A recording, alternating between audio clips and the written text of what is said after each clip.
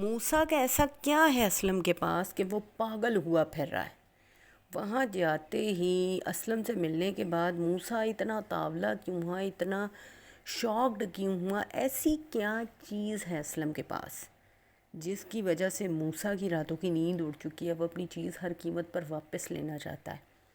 اس کے لیے وہ سانول سے ملاقات کرتا ہے، کہتا ہے مجھ سے ہر صورت اپنی وہ چیز واپس چاہیے، میں اس سے وہ چیز واپس لینا چاہتا ہوں اسلم سے، کہیں ایسا نہ ہو اب بھی اسلم کوئی ہیر پھیر کر دے۔ سانول کے ذہن میں تو یہی ہے کہ اسلم نے کوئی قرضہ دینا ہوگا، کوئی ایسی ویسی چیز ہوگی سائیں کی، تو اس وجہ سے سائیں کافی اتاولے ہوئے ہیں، لیکن سانول کی وہم و گمان میں بھی نہیں ہے کہ سائیں کی کیا چیز اسلم کے پاس ہے، کیونکہ جب سانول کو پتہ چلے گا تو سانول کے پاؤں کے نیچے سے بھی زمین نکل جائے گی، جب اس کو پتہ چلے گا کہ سائیں کا کیا ہے اسلم کے پاس۔ تو کیا آپ جاننا چاہتے ہیں کہ سائیں کا کیا ہے اسلم کے پاس؟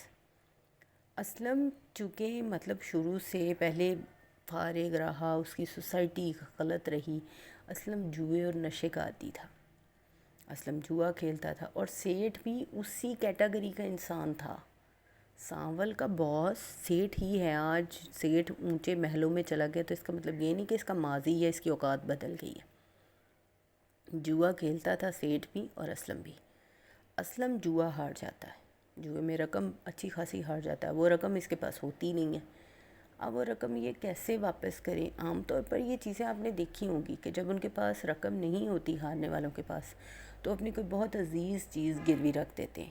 یہی کچھ اسلم نے بھی کیا۔ اسلم جب جوا ہارتا ہے تو اسلم کے پاس روپیہ پیسہ تو ہوتا نہیں ہے، تو وہ سیٹھ سے کہتا ہے کہ میں اپنی بیٹی تمہیں دوں گا۔ جی ہاں، پیا کو وہ آلریڈی جوئے میں ہار چکا ہے، چھوٹی جب وہ تھی، کیونکہ وہ چھوٹی تھی تو وہ سیٹھ کے کسی کام کی نہیں تھی، لیکن اس نے یہ وعدہ کیا تھا کہ جب یہ بالغ ہو جائے گی تو اسے میں تمہارے حوالے کر دوں گا، یہ امانت ہے تمہاری۔ اب اسلم بھی دینے سے انکاری ہے اور سیٹھ لینے پر بضد ہے۔ اب کیا ہوگا؟ کیا سانول سیٹھ کے کمینے پن سے پیا کو بچا پائے گا؟ کیا اپنی محبت کی سانول حفاظت کر پائے گا؟ اور جب آلیار کو یہ سب کچھ پتہ چلے گا وہ کیسے ری ایکٹ کرے گا؟ اور کیا پیا کے دل سے سانول کے لیے بدگمانی نکل جائے گی؟ دیکھتے ہیں۔